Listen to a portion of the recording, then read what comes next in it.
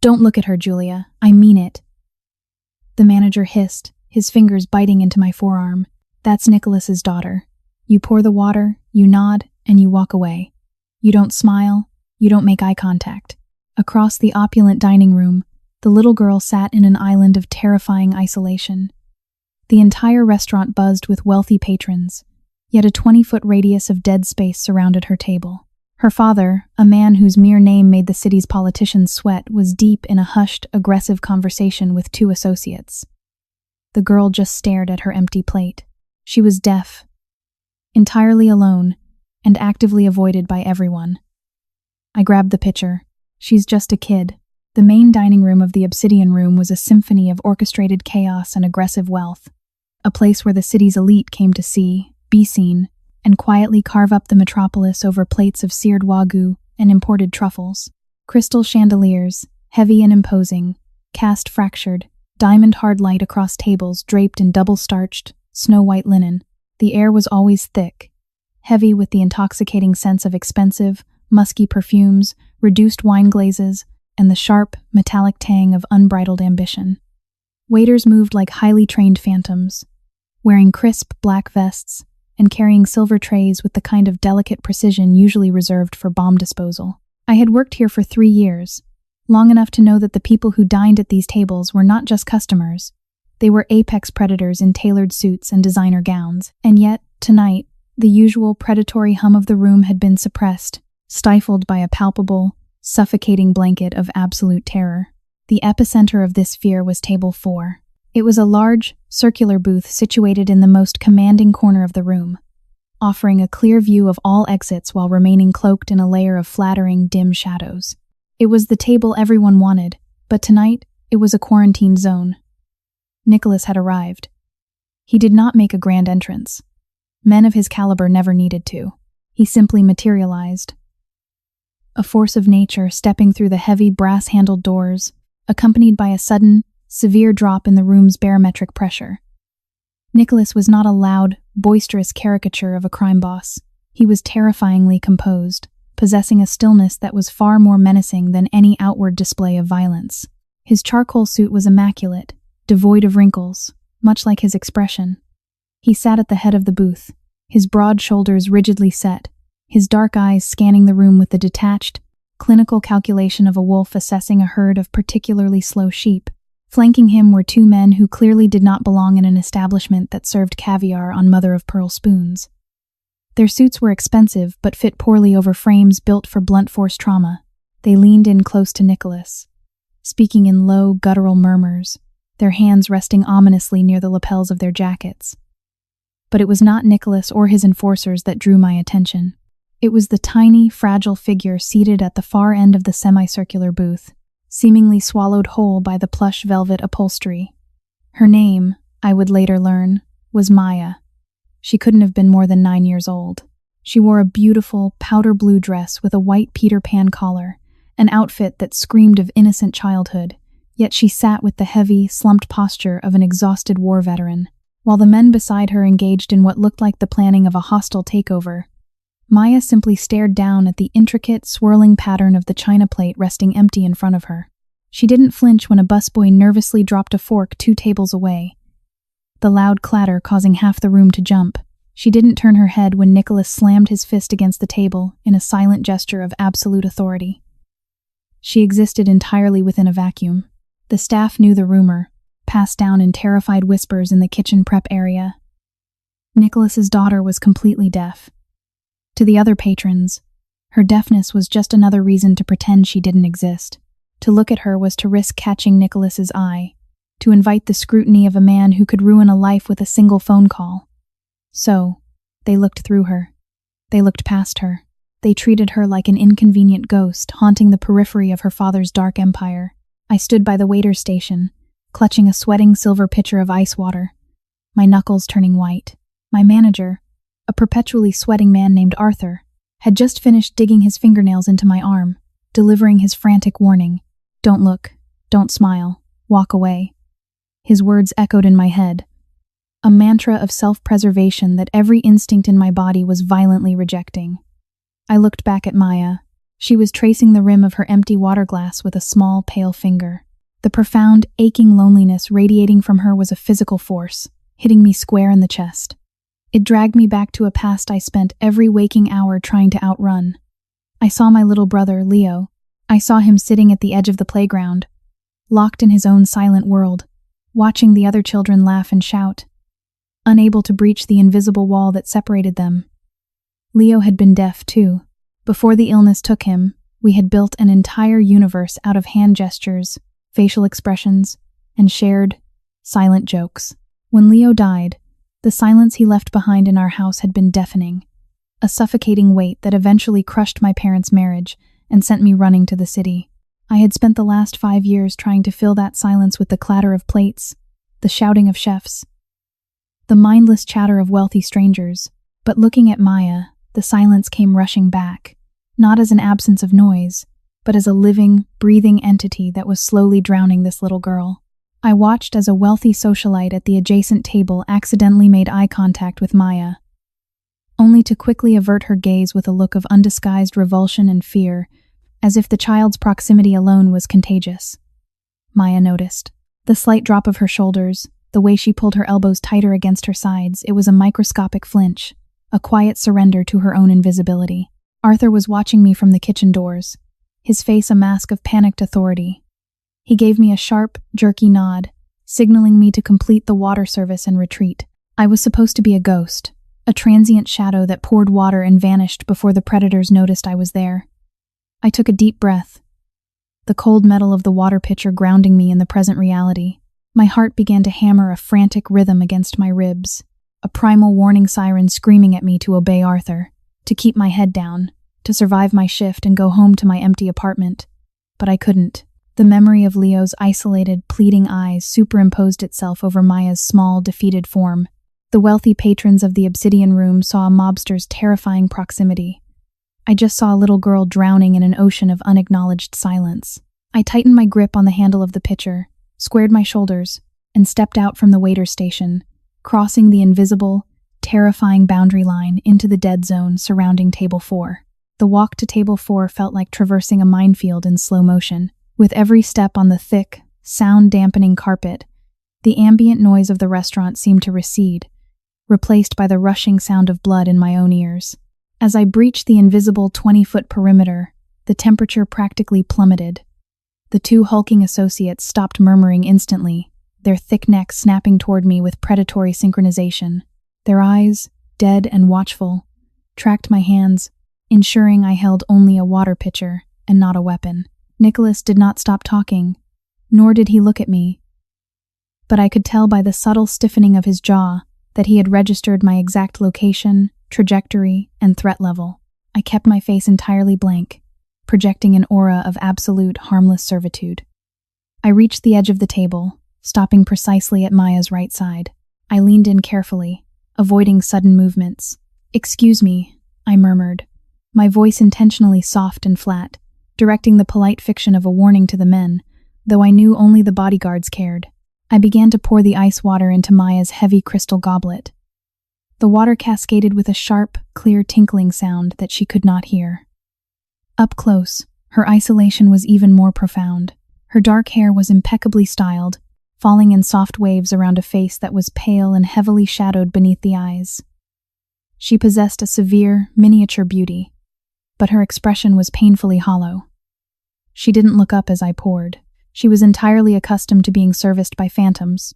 The men continued their low, aggressive conversation, their words a steady stream of veiled threats and logistical maneuvers concerning shipping containers and offshore accounts, entirely uncaring of the child sitting mere inches away. I finished pouring. The standard protocol, Arthur's desperate, hissed command, was to immediately step back, execute a brief, subservient nod to the space between the men, and retreat to safety.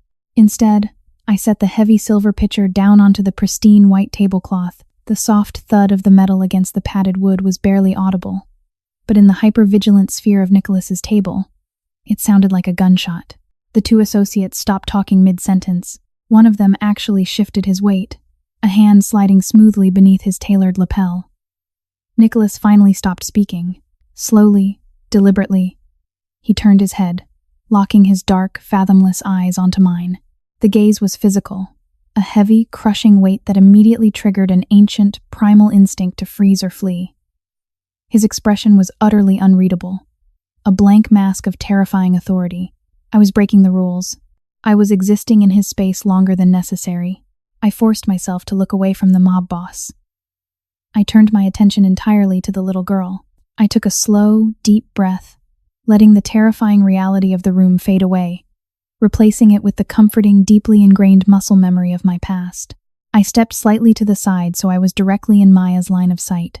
I waited a second, 2 seconds, until her gaze, previously locked on her plate, slowly drifted upward to see why the phantom had not yet departed. Her large, dark eyes met mine.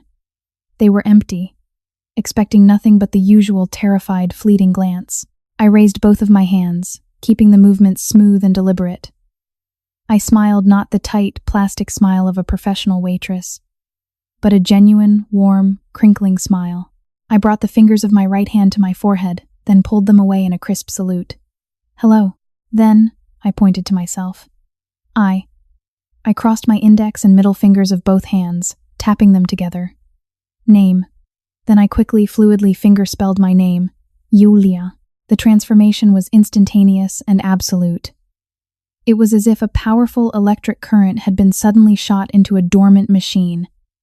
Maya's entire posture shattered. She jolted backward against the plush velvet booth, her small mouth falling open in a perfect O of unadulterated shock. The hollow emptiness in her eyes vanished, instantly replaced by a blinding, desperate spark of life. For a fractured second, she just stared at my hands, tracking the movement as if verifying that it wasn't a hallucination. Then, her own hands flew up. They were trembling, tiny fingers shaking with adrenaline and disbelief. She didn't sign back immediately. She looked at me, searching my face, desperately looking for the cruelty or mockery that usually accompanied any attention directed her way. Finding only a warm, waiting smile, she swallowed hard. Her small hands moved. "You know my words?" The sign for no, tapped against the forehead, followed by the sweeping gesture for words. Her movements were slightly clumsy, the rusty articulation of a language rarely used in conversation. I nodded, maintaining the smile. "Yes. My brother was deaf." "I know." I signed it clearly, making sure my facial expressions matched the empathy in my hands. Maya's eyes instantly welled up with thick, heavy tears. A single, ragged gasp escaped her lips, a sound of pure, overwhelming relief that cut through the silence of the table. She scrambled forward, leaning over her empty plate, her hands moving in a frantic, desperate blur of motion. "I am Maya. It is so quiet here. Everyone is afraid. Papa is busy. I am so bored. Do you like ice cream? I like strawberry." The thoughts poured out of her in an unfiltered, messy cascade, a dam bursting after years of absolute containment. She was so desperate to communicate, so starved for basic human connection, that she didn't care who I was. She only cared that I understood. "What is this?" The voice was low, smooth, and colder than liquid nitrogen. I froze. My hands dropped slowly to my sides. I shifted my gaze back to Nicholas. He was leaning forward, his forearms resting on the table. The 2 associates were coiled tight, ready to spring, looking to their boss for the command to remove me. Nicholas was not looking at my face. He was looking at Maya. I watched the terrifying mob boss process the sight of his daughter, a child who had sat completely inert for the last hour, now vibrating with energy, her face flushed, tears of joy streaming down her cheeks. He looked back at me, his dark eyes narrowing into dangerous, calculated slits.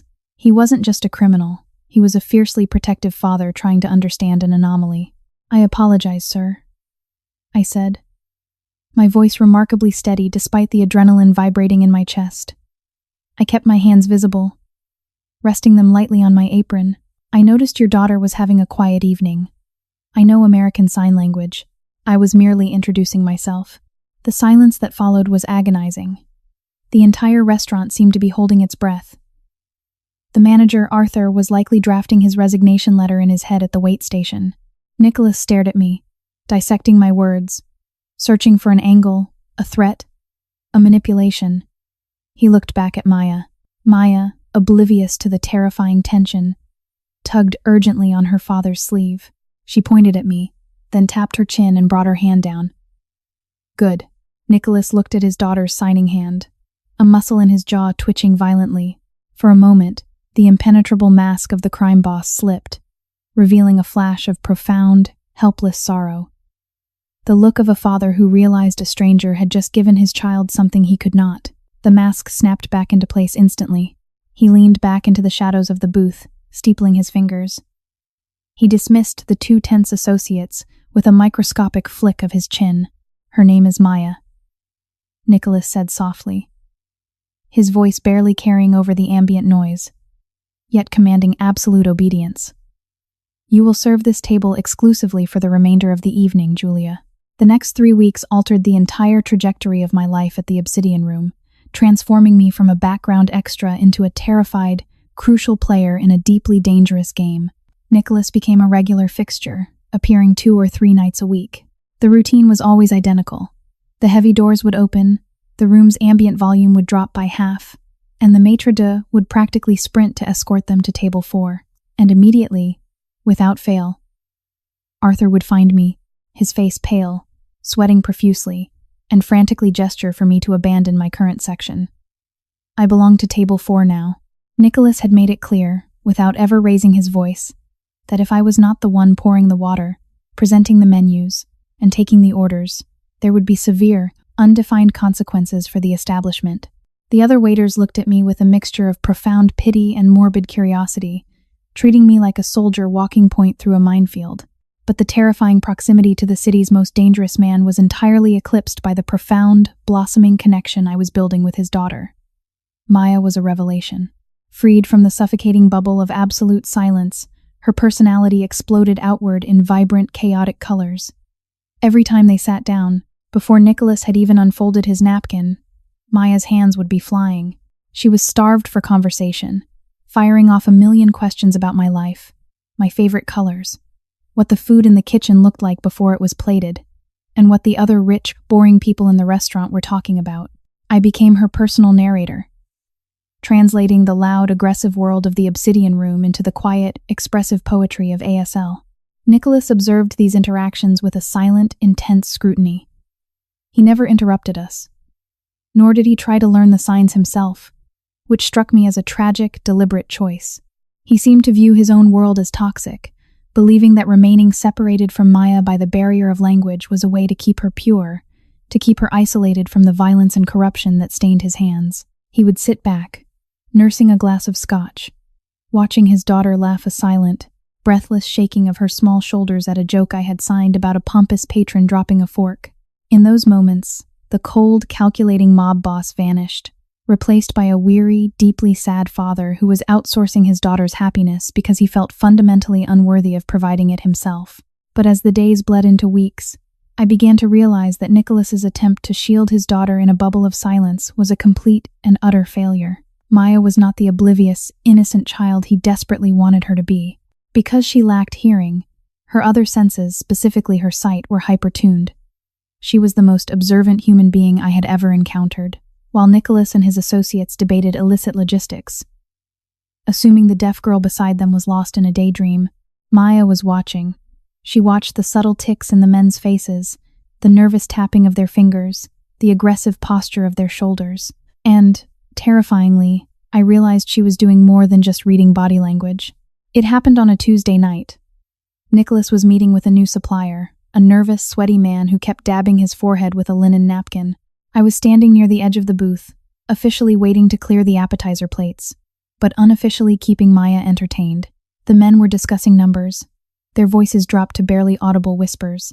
Maya was supposedly looking at the dessert menu I had slipped her, but I noticed her large, dark eyes continuously flicking up, locking onto the mouth of the sweaty man across the table. Her gaze was intense, analytical, tracking the rapid movements of his lips with laser precision. Suddenly, Maya reached out and tugged sharply on my apron. I looked down. Her face was perfectly blank, offering no reaction to the men.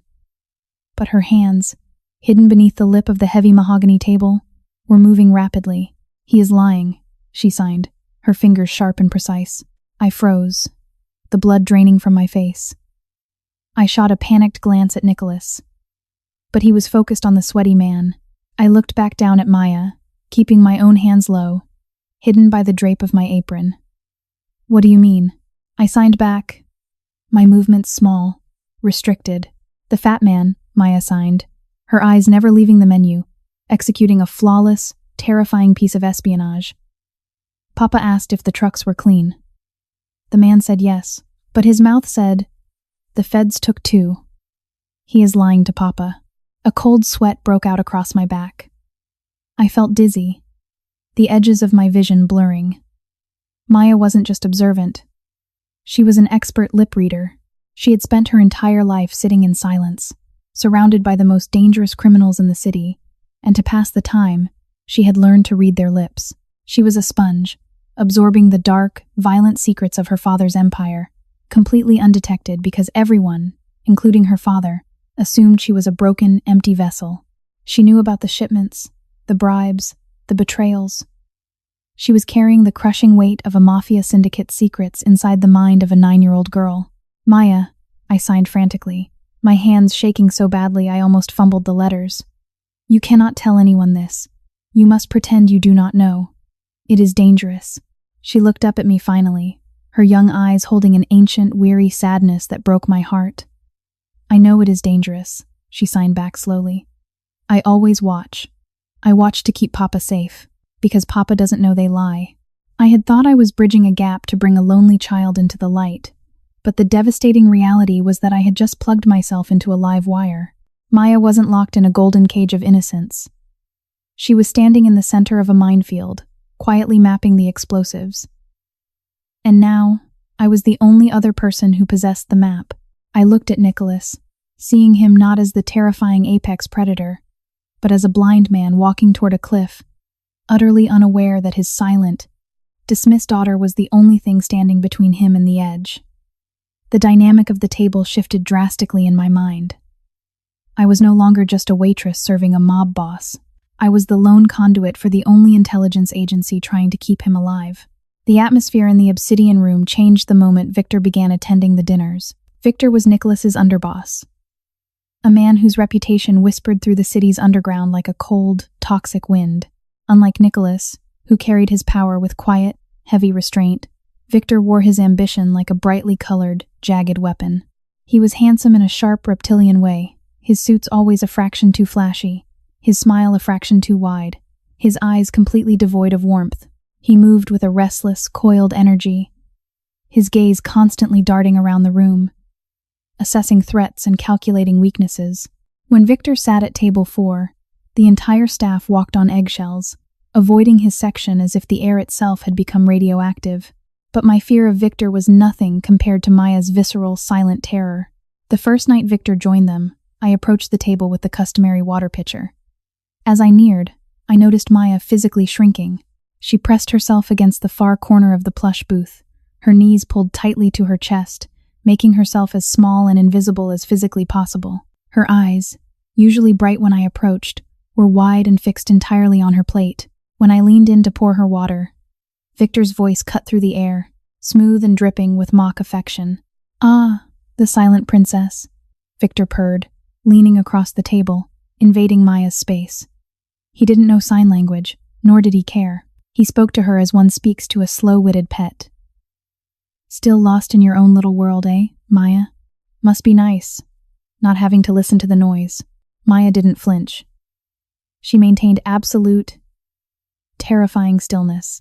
But underneath the table, hidden from the men's view, her small hand shot out and clamped onto the fabric of my apron with a grip so desperate and tight it felt like a vice. I looked down. Her knuckles were bone white. She was terrified. Not the generalized fear a child has of a stern adult, but a deep, primal panic. I forced a tight, polite smile, maintaining the facade. "Can I bring you gentlemen anything else from the bar?" I asked, my voice steady, though my heart was hammering against my ribs. Nicholas shot a brief, cold look at Victor, a silent command to back off, before turning to me. "A fresh bottle of the Macallan Julia." "Leave the glasses." "Right away, sir." As I turned to leave, Maya released my apron. I stepped away, moving to the waiter's station, but my eyes remained locked on the reflection of table 4 in the large, ornate mirrors lining the dining room walls. I watched the reflection of the men. Victor was animated, talking rapidly, his hands moving in expansive, aggressive gestures. Nicholas sat perfectly still, listening, his expression unreadable, occasionally nodding. It looked like a standard briefing between a boss and his lieutenant. Then, I shifted my focus to Maya's reflection. She had uncurled slightly from her defensive posture. She was staring intently at Victor's mouth. Later that evening, after the main courses were cleared and the men were deep into the scotch and their hushed, intense conversation, I approached the table to offer dessert menus.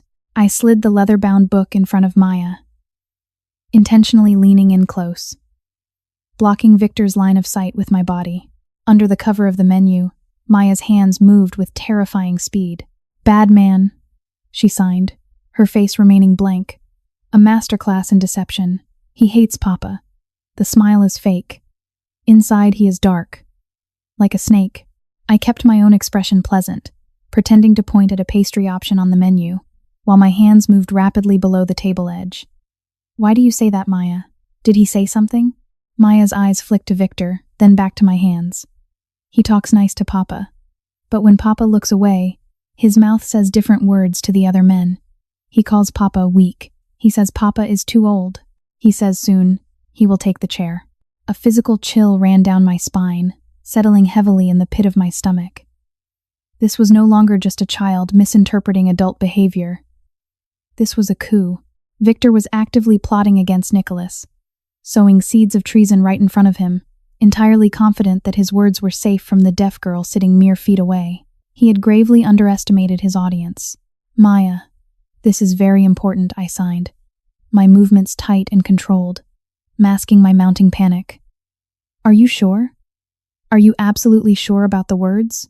Maya nodded, a microscopic, almost imperceptible dip of her chin. Her hands moved again, slower this time, emphasizing the gravity of her message. I read the lips. "He is planning to hurt Papa. He wants the power. You must tell Papa. He does not know. He thinks Victor is a friend." I straightened up, my mind reeling, the opulent dining room spinning slightly around me. I collected the menus, my hands trembling slightly. "I'll give you gentlemen a few more moments," I murmured, backing away from the table. I retreated to the kitchen, practically collapsing against the stainless steel prep counter. The noise of the line cooks shouting orders washed over me, a chaotic soundtrack to the absolute disaster unfolding in my life. I was a waitress. I lived in a cramped, drafty apartment, subsisted on ramen, and spent my days avoiding Arthur's wrath. I was completely unequipped to handle mob politics, let alone act as the central intelligence hub for an impending Mafia assassination. If I went to Nicholas and told him what Maya had seen, I would have to reveal that his daughter was reading lips and acting as a spy. I didn't know how he would react to that breach of his carefully constructed bubble. More terrifyingly, I had no proof. It was the word of a waitress and a deaf child against his trusted underboss. If Victor found out I was translating Maya's warnings, I wouldn't just be fired. I would be eliminated. A quiet accident in an alley. A body in the river. It was the reality of the people sitting in my section. But as I looked back through the porthole of the kitchen door, past the bustling waiters and the wealthy patrons, I saw Maya. She was sitting completely still. A tiny, terrified sentinel trapped in a world of wolves, desperately trying to protect the father who thought he was protecting her. I couldn't abandon her. I had to find a way to warn the most dangerous man in the city without getting us all killed. The tension brewing in the obsidian room finally coalesced on a Thursday evening, transforming the high-end dining experience into a suffocating pressure cooker. Nicholas had booked the private, heavy oak-paneled back room for a celebration dinner. The occasion was supposed to be a successful merger of territories, a solidification of his empire. But the atmosphere felt distinctly funereal. The air in the back room was thick, heavy with unspoken threats, and a palpable vibrating paranoia. There were 12 men seated around the long, polished mahogany table. Nicholas sat at the head, radiating a cold, impenetrable authority. Yet he looked incredibly weary, the lines around his eyes carved deeper by the crushing weight of his crown. Victor sat at his immediate right, practically vibrating with that restless reptilian energy. his fake smile flashing like a warning beacon. And there, trapped in the corner at a small, separate side table, sat Maya. She was dressed in black velvet, looking more like a mourner than a guest of honor. Nicholas had placed her there, away from the immediate crossfire of the men's conversation, believing he was shielding her from the grit of their business. In reality, he had given her the perfect vantage point. From her corner, Maya had a clear, unobstructed view of every man's face, every whispered aside, every subtle shift in posture. She was a silent, omniscient camera recording every terrible detail. I had been assigned to the back room exclusively, tasked with managing the wine service. Every time I entered the room, the heavy oak doors closing behind me with a solid, echoing thud, I felt like I was stepping into a cage filled with apex predators moments before a feeding frenzy. The men drank heavily, their voices rising, the veneer of civilization slipping away to reveal the brutal, violent nature of their true lives. I moved around the perimeter, pouring expensive Barolo with hands I forced to remain perfectly steady, my eyes constantly darting to Maya. She was unnaturally still. Her food remained entirely untouched. Her large, dark eyes were locked onto Victor, tracking his movements with terrifying intensity. About an hour into the dinner, the main courses were cleared. The men lit thick, pungent cigars, the heavy blue smoke quickly filling the room, layering the air with a toxic fog. Nicholas leaned back, closing his eyes briefly, rubbing his temples as if fighting off a massive headache. Victor seized the moment. He leaned across the table, engaging the two capos sitting opposite him. The room was loud, filled with boisterous laughter and aggressive posturing. Victor spoke in a low, rapid murmur, his voice completely masked by the ambient noise. I was at the sideboard, organizing the dessert silverware, trying to remain invisible. I glanced at Maya. She was completely rigid. Her face was bloodless, stark white against the dark velvet of her dress. She wasn't just observing anymore, she was panicking. She caught my eye across the room. She didn't wait for me to approach. Under the cover of the heavy tablecloth draping her small side table, her hands began to fly, forming signs so fast and desperate I had to squint through the cigar smoke to catch them. Tonight, she signed, her small fingers slashing through the air. It is happening tonight. My blood ran cold. I stopped moving, a silver dessert spoon frozen in my hand. I looked at Victor. He was smiling, a wide, genuine smile of pure, predatory anticipation. He clapped one of the capos on the shoulder, a gesture of camaraderie that felt entirely lethal. I looked back at Maya. What are the words? I signed from across the room, keeping my hands low near my waist, praying none of the men turned around. Tell me exactly. Maya's hands trembled violently, but she forced them to form the terrible shapes. Victor said, when the coffee comes. He said, do it when the coffee comes. The men at the door are his. The guns are in the coat room. Papa has no men here. It is a trap. A wave of pure, paralyzing nausea washed over me. I looked around the room, the reality of the situation snapping into sharp, horrific focus.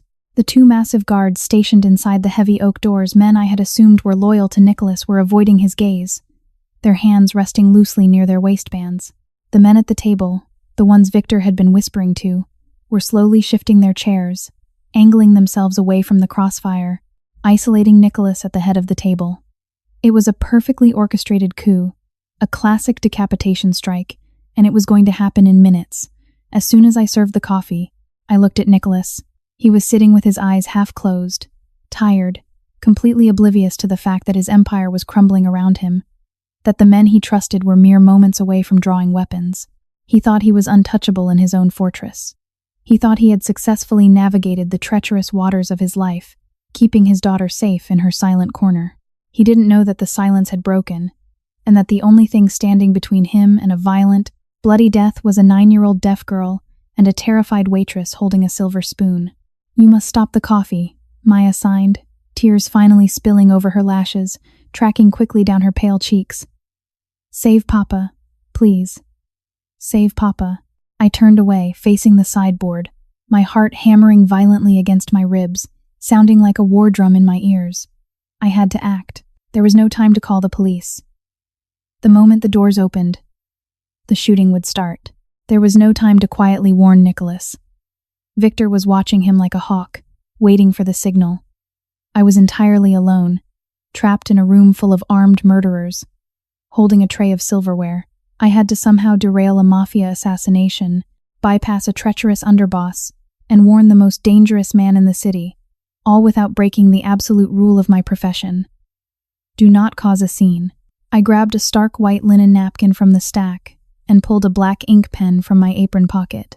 My hand was shaking so violently I could barely hold the pen. But the image of Maya's terrified, pleading eyes forced my fingers to steady. I had one chance. I scribbled the words onto the stiff linen napkin, pressing so hard the pen nearly tore through the fabric. 5 words. Victor's men at door. Coat room. I crumpled the napkin tightly into my palm, hiding it completely. I took a deep, shuddering breath, filling my lungs with the stale, cigar-choked air. I had to transform myself from a terrified bystander into an active participant in a war zone. I turned around, my face a carefully constructed mask of professional, blank subservience. "Gentlemen, the coffee service is ready," I announced. My voice clear and steady, cutting through the low hum of conversation. The entire room seemed to freeze for a microsecond. Victor's head snapped toward me, his reptilian eyes locking onto my face. The predatory smile vanished, replaced by a look of sharp, hyper-focused intensity. He nodded slowly. "Bring it in, sweetheart." Nice and hot, I walked toward the heavy oak doors, passing the 2 guards. Up close, I could smell the sharp tang of their sweat, the nervous adrenaline of men preparing to kill. I pushed through the doors into the hallway, the sudden quiet of the corridor, a jarring contrast to the tension inside. Arthur was waiting with a massive silver tray loaded with delicate china cups and a large, heavy silver carafe of boiling coffee. "Quickly." "Julia," Arthur hissed, shoving the heavy tray into my hands. "They don't like to wait." I gripped the tray, the metal cold against my sweaty palms. This was the moment. The coffee was the trigger. If I walked in and set this tray on the sideboard, the men at the door would pull their weapons. I had to create chaos. I had to shatter the meticulous, controlled environment Victor relied on, creating a blind spot large enough to slip Nicholas the warning. I pushed back through the heavy doors, balancing the massive tray. All eyes turned to me. The room fell dead silent, thick with lethal anticipation. I walked purposefully toward the sideboard, my path taking me directly behind Victor's chair. I kept my eyes fixed on the silver carafe, calculating the distance, the angle, the trajectory. As I stepped directly behind Victor, I intentionally caught the toe of my sensible, slip-resistant shoe against the thick edge of the Persian rug beneath the table. I threw myself forward. I didn't just stumble. I launched my entire body weight into the fall, twisting my shoulders violently to ensure maximum destruction. The heavy silver tray slipped from my grasp. Time seemed to slow to a crawl. I watched the delicate china cups launch into the air, spinning like tiny, elegant missiles. The heavy silver carafe flipped end over end, the lid popping off, unleashing a geyser of scalding black coffee directly onto the back of Victor's immaculate, tailored jacket and the neck of the capo sitting beside him. The sound of the crash was deafening. China shattered violently against the mahogany table and the hardwood floor. The heavy silver tray hit the ground with the booming resonance of a gong. Chaos erupted instantaneously. Victor shrieked, a high, undignified sound of pure agony, as the boiling coffee seared his skin. He vaulted out of his chair, thrashing violently, tearing at his ruined jacket, knocking over his chair in the process. The capo next to him was cursing loudly, batting at the hot liquid burning his neck. The other men leapt to their feet, shouting in confusion, reaching instinctively toward their coats, unsure if they were under attack or witnessing a clumsy accident. The 2 guards at the door stepped forward, hands hovering over their weapons, their orders entirely derailed by the sudden, screaming mess in the center of the room. I hit the floor hard, scraping my knees against the wood, surrounded by broken china and steaming coffee. I didn't hesitate. I used the momentum of the fall to scramble forward on my hands and knees, sliding under the edge of the heavy table, directly toward Nicholas's legs. Nicholas had stood up, his face a mask of cold fury. Looking down at the chaotic mess I had made of his celebration, he looked down at me, ready to unleash hell on the incompetent waitress who had ruined the evening. I reached up, grabbing the fabric of his trousers, pulling myself up slightly. With my right hand, I shoved the crumpled linen napkin directly into his open palm, pressing my fingers hard against his to ensure he gripped it. I looked directly into his eyes, abandoning all pretense of the blank, subservient employee. My eyes were wide, frantic, screaming the urgency that I couldn't speak aloud. Nicholas felt the paper. His expression shifted instantly from anger to absolute chilling clarity. He didn't look down at the napkin. He didn't react to my touch. He tightened his fist around the linen, his thumb sliding over the hidden message. The mob boss vanished, replaced by a highly trained predator assessing a lethal ambush. "Get my daughter," Nicholas breathed, his voice barely a whisper, a command issued purely on instinct, trusting the terrified waitress more than his own men. He didn't wait for a response. In one fluid, terrifyingly fast motion, Nicholas pivoted away from the table. He didn't go for Victor, who was still screaming and struggling with his jacket. He lunged directly toward the two guards at the heavy oak doors, moving with a speed and brutal efficiency that betrayed years of violence. Before the guards could process that the target was moving toward them rather than fleeing, Nicholas collided with them. It wasn't a brawl. It was an execution of martial precision. He drove an elbow into the throat of the first man, dropping him instantly, simultaneously twisting the second man's arm behind his back, securing the weapon the guard had just managed to draw. The entire maneuver took less than 3 seconds. The room, still reeling from the scalding coffee, suddenly realized the coup had been inverted. Nicholas stood by the locked doors, holding a heavy, suppressed pistol, his eyes sweeping the room, dead and cold. "Nobody moves," Nicholas commanded, his voice echoing off the oak panels, absolute and terrifying. I didn't watch the rest. I scrambled out from under the table, my dress soaked in coffee and sweat, my knees bleeding. I sprinted toward the corner side table. Maya was standing there, trembling violently, her eyes huge with terror as the violence erupted around her. I grabbed her, pulling her small, fragile body tightly against my chest, wrapping my arms around her head, burying her face in my shoulder, shielding her from the sight of her father holding his empire at gunpoint. I held her tight, breathing in the scent of her expensive shampoo, whispering reassurances she couldn't hear, waiting for the gunfire to start. But it never did. The silence that descended upon the back room of the obsidian room was heavier and more terrifying than the noise of the crash. It was the silence of absolute, paralyzed fear. I kept my face buried in Maya's hair, my arms wrapped tightly around her. My eyes squeezed shut. I heard the scuffle of heavy boots, the sound of zip ties being viciously tightened, the low, panicked pleading of men who realized they had bet their lives on the wrong horse and lost spectacularly.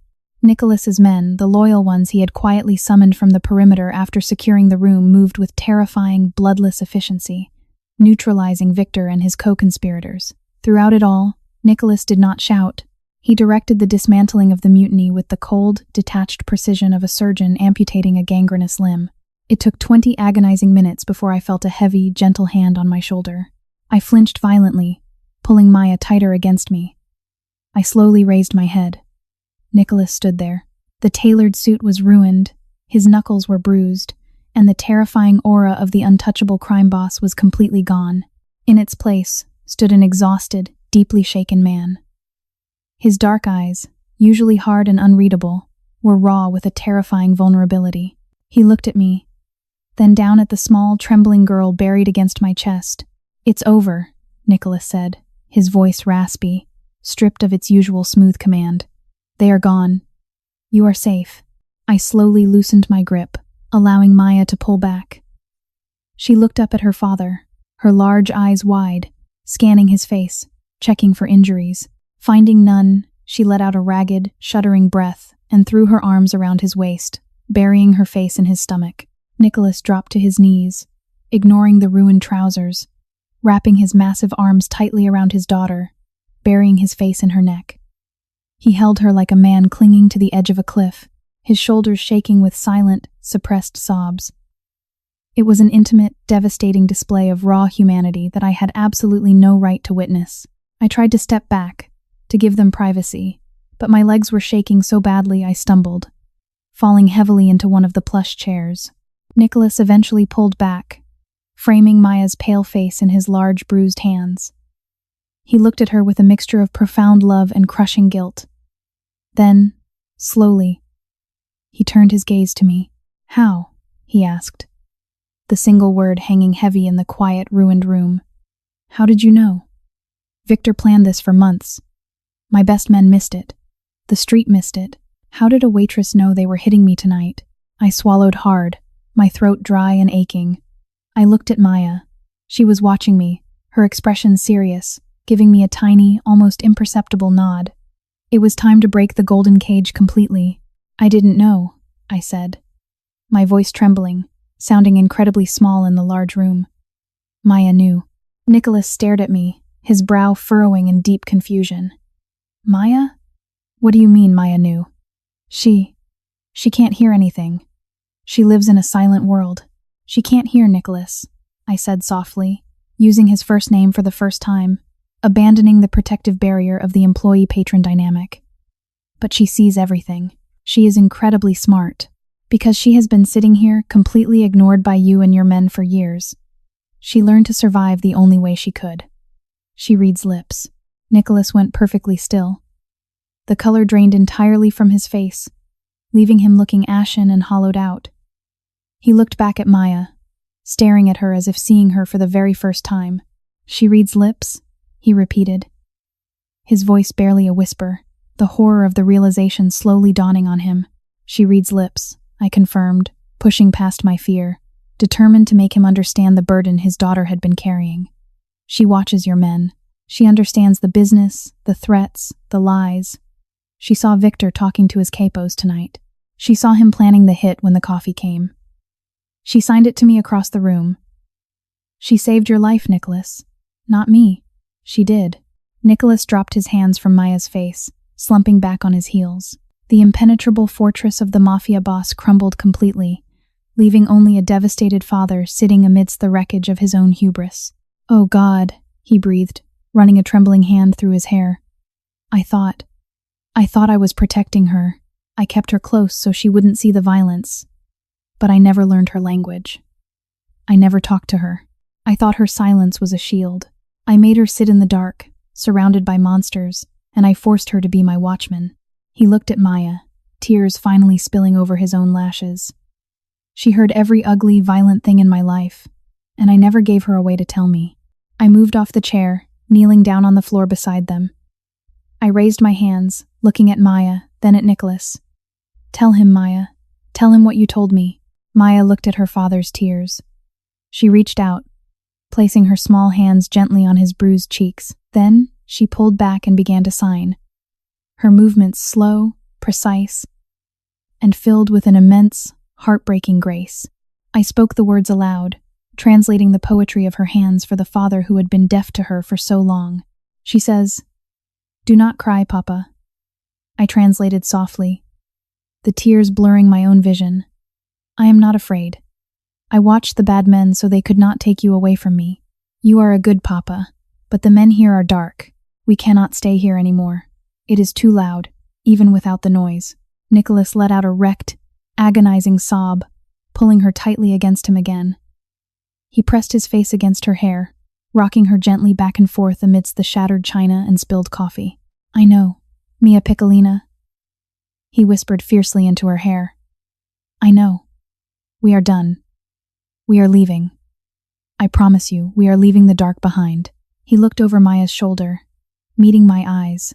The cold calculation was gone, replaced by a profound, burning gratitude that anchored me to them forever. You bridged the silence, Julia. You saved us both. The aftermath of that night was swift, brutal, and entirely invisible to the public eye. Nicholas did not merely survive the coup. He utilized the intelligence Maya had unknowingly gathered over the years, translated meticulously through me in secure, frantic sessions over the next 48 hours to systematically dismantle the syndicate from the inside out. He had always wanted to leave the life, but the complex web of loyalties and threats had kept him trapped. Victor's betrayal, and the horrifying realization that his daughter was standing on the front lines of his war, provided the necessary catalyst. He surrendered key assets, leveraged devastating blackmail gathered from Maya's lip reading against the remaining capos, and effectively burned his own empire to the ground, salting the earth so nothing could grow back. A week later, the Obsidian Room was closed for an indefinite renovation. I found myself standing not in the opulent, suffocating dining room, but in the sun-drenched, airy living room of a massive, heavily secured estate on the outskirts of the city. My waitress uniform was gone, replaced by comfortable jeans and a soft sweater. The heavy, metallic tang of fear that had defined my life for 3 years had vanished, replaced by the scent of fresh pine and baking bread. Nicholas walked into the room. He looked 10 years younger. The charcoal suits were gone, replaced by a simple linen shirt and slacks. The heavy, guarded posture of the mob boss had melted away, leaving a man who was still powerful, but fundamentally at peace. He carried a tray with 2 mugs of coffee, safe coffee, poured without the threat of violence. "She's in the garden," Nicholas said, handing me a mug. He smiled, a genuine, warm expression that completely transformed his face. "She's trying to teach the security detail how to sign squirrel." They looked terrified. I laughed, a bright, clear sound that felt completely foreign to me. They should be. "She's a strict teacher." Nicholas leaned against the large glass doors, looking out at the sprawling, manicured lawn where Maya was indeed aggressively signing at a massive, heavily tattooed bodyguard who looked like he was trying to defuse a bomb. Nicholas watched her for a long moment, the quiet pride evident in the relaxed line of his shoulders. He turned back to me, his expression turning serious, holding a depth of gratitude that still overwhelmed me. "The new identities are finalized," Nicholas said softly. "The funds are secure. We leave for the coast on Tuesday. It's quiet there. Good schools. Clean air. A place where a little girl can just be a little girl without having to watch the shadows." He paused, taking a slow sip of his coffee. "I asked you here today, Julia, because I need to finalize the last piece of the transition." I felt a sudden, sharp pang of sadness. I had known this was coming. The job was done. I had played my part, bridged the gap, and now it was time for them to disappear into their new, safe life. I would go back to the city, find a new restaurant, and carry this unbelievable story as a silent secret for the rest of my life. "Of course," I said, forcing a brave smile, fighting down the lump in my throat. "I understand. I'm so glad you both got out. Maya deserves the sun." Nicholas frowned slightly, setting his mug down on a side table. He crossed the room, stopping a few feet in front of me. "You misunderstand, Julia. The transition isn't just for Maya and me, it's for us." I blinked, confused. "Us?" I spent my entire life building an empire built on fear and silence, assuming I could control everything, Nicholas said, his voice thick with emotion. "I was a fool. You walked into the darkest room in the city, holding a water pitcher, and you gave my daughter her voice. You gave me my daughter back. You didn't just save my life, you saved my soul." He reached into his pocket and pulled out a thick, embossed envelope, holding it out to me. "Inside are the documents for a new identity. A house on the coast, right next door to ours.